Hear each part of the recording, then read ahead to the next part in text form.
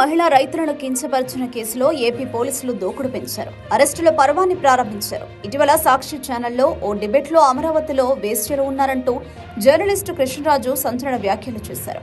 దానికి మద్దతు తెలుపుతూ టీవీ యాంకర్, విశ్లేషకుడు కొమ్మినేని శ్రీనివాసరావు వ్యాఖ్యానించారు. దీనిపై పెను వివాదం నెలకొంది. అమరావతి రాజధాని ప్రాంతంలో మహిళా రైతులు ఆందోళన వ్యక్తం చేశారు. CM Chandrababu, deputy CM Pawan Kalyan, ఇతర మంత్రులు సీరియస్ అయ్యారు. సాక్షి యాజమాన్యంతో పాటు కొమ్మినేని శ్రీనివాసరావు, జర్నలిస్టు కృష్ణరాజులపై చర్యలు తప్పవని హెచ్చరించారు. ఈ ఘటనపై పవన్ కళ్యాణ్ ఘాటుగానే స్పందించారు. దీనిని వ్యవస్థీకృత కుట్రగా అభివర్ణించారు. మరోవైపు ఈ ఘటనకు సంబంధించి అరెస్టుల పర్వం ప్రారంభమైంది. మీడియా విశ్లేషకుడు, సాక్షి ఛానల్ యాంకర్ కొమ్మినేని శ్రీనివాసరావును ఏపీ పోలీసులు అరెస్టు చేశారు. రాజధాని ప్రాంతానికి చెందిన మహిళా రైతుల ఫిర్యాదు మేరకు ఏపీ పోలీసులు కేసు నమోదు చేశారు.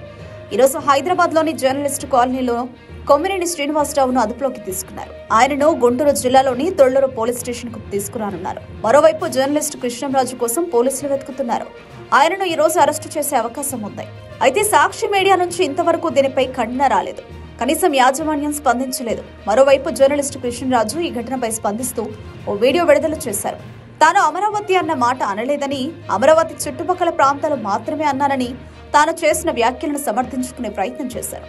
మరోవైపు వైఎస్ఆర్ కాంగ్రెస్ పార్టీ దీనిపై స్పందించింది. వారి వ్యక్తిగత వ్యాఖ్యలతో సాక్షి యాజమాన్యానికి సంబంధం లేదని తెలియజేసింది. జగన్మోహన్ రెడ్డి భార్య భారతిరెడ్డిపై సోషల్ మీడియా వేదికగా ట్రోల్స్ చేస్తున్నారని, అటువంటప్పుడు వారిపై చర్యలు తీసుకోవాలని డిమాండ్ చేస్తోంది వైఎస్ఆర్ కాంగ్రెస్ పార్టీ. తాజాగా జర్నలిస్టు కొమ్మినేని శ్రీనివాసరావు అరెస్టుపై ఇంతవరకు జర్నలిస్టు సంఘాలు స్పందించలేదు.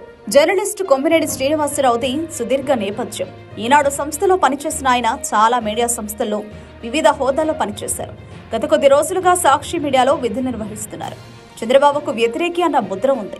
పలు సందర్భాల్లో ఈ విషయం బయటపడింది. అయితే కొమ్మినేని విషయంలో కూటమి ప్రభుత్వం సీరియస్ గా ఉన్నట్లు ప్రచారం నడుస్తోంది. దానికి కారణం లేకపోలేదు. కూటమి విపక్షంలో ఉండేటప్పుడు వెంటాడారు.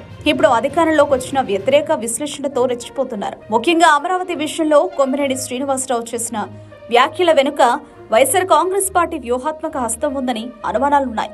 చూడాలి మరి ఏం జరుగుతుందో.